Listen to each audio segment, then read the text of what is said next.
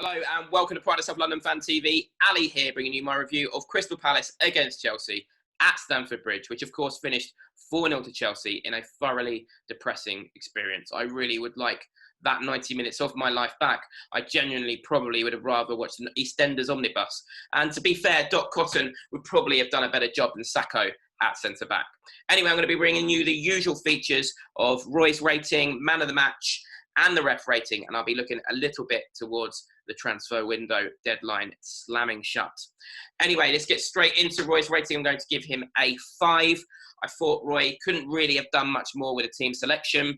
He obviously didn't have much room to manoeuvre in that Schlupp was out and Batshuayi, of course, ineligible because he is on loan from Chelsea. So I don't think that any of the fans really would have had too much to argue with in terms of his team selection, and we probably would have put a similar or the same team out.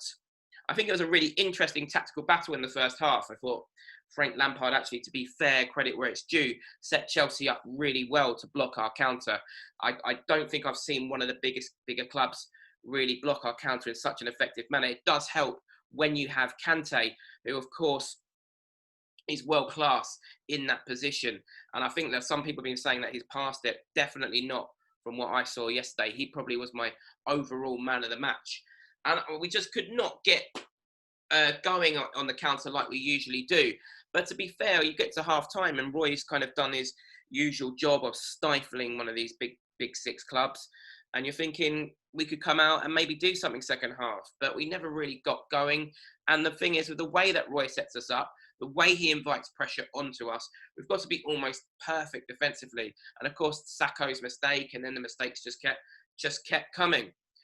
And then substitutions rears its ugly head again. And to be honest, we're just going over the same ground. As I've said with Roy before, you've got to take the positives, like the way he gets it right so brilliantly at times, like at Old Trafford.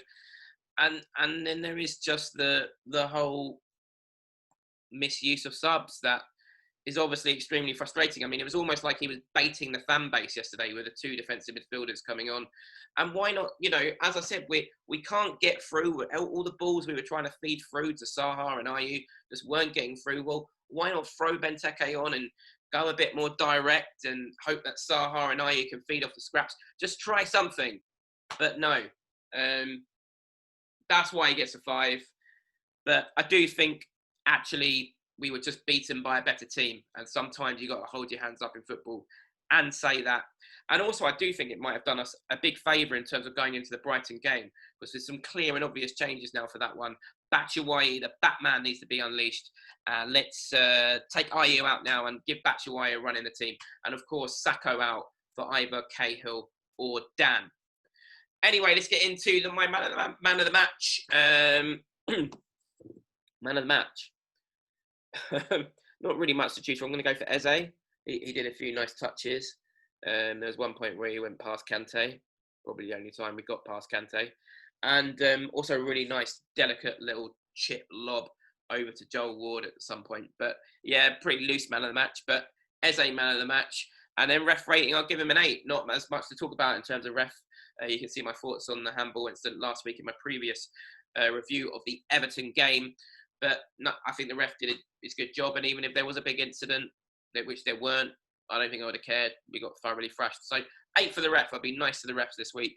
And then just looking ahead then to the transfer window, slamming shut on Monday. What can we expect to happen? What do I want to happen?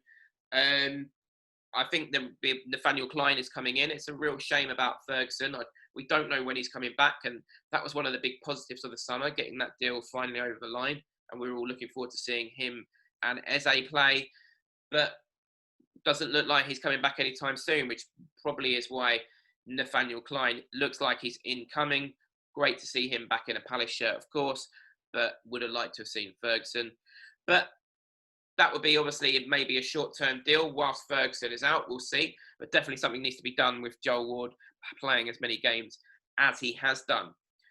I also think we still really need a defender. I alluded to earlier, a central midfielder with an incisive eye for a pass. And I alluded earlier to how we couldn't get through Chelsea. And we just need someone who can, thread the ball through to Saha and Ayew, some intelligent passing, which we really lack at times. And we had that set up in Conor Gallagher, a deal I was excited about. And then, of course, we went for Batshuayi, which is brilliant. But we were linked with Wally Downs from Ipswich, but apparently he hobbled off yesterday, so that one probably won't go through. And also, I do think we need a little bit more going forward still. And anyone who saw Ben Rama's goal midweek would want to see him at their club. So, Parish, just get that one done. That would, I think, take us, all the fans, in a massive buzz into the season. If we got that one done, it would be almost like the perfect window. I do think, though, we've got to get some players out. Realistically speaking, we're still in these coronavirus times, sadly. And I do think with fans, unfortunately, not expected in and no gate receipts, they will try to move some players on. But whether that will be easy or not, we've clearly been trying, if you believe the rumours, to move Benteke on. But no one really interested apart from abroad. And apparently he's not interested in a move abroad. And how do you shift someone like Benteke on with his recent scoring record? I said in the summer that I thought Sacco should go, get him off the wage bill for a deeper rebuild. We've been linked with a younger centre-half. But again, how do you get rid of him after a performance like that yesterday? So I don't actually expect much to happen between now and Monday. I think it's a bit late. Wilfried Zaha, that one rumbles on. If you were Wilfried Zaha playing yesterday, that's one of those games where you're probably standing there thinking, I wish I was playing for the team with all the possession. But again, Roy has said he doesn't want a deal done late in the day. So I don't see much movement in or out, to be honest, between now and Monday. I think we can definitely be happy with Eze. Bit of nostalgia in Nathaniel Clyne coming in, being linked with Theo Walcott today. What do you think on that one? Do you want to sign Walcott? What do you think should happen between now and the transfer window slamming shut? Let me know in your comments below. And as always, if you enjoyed this video, please subscribe.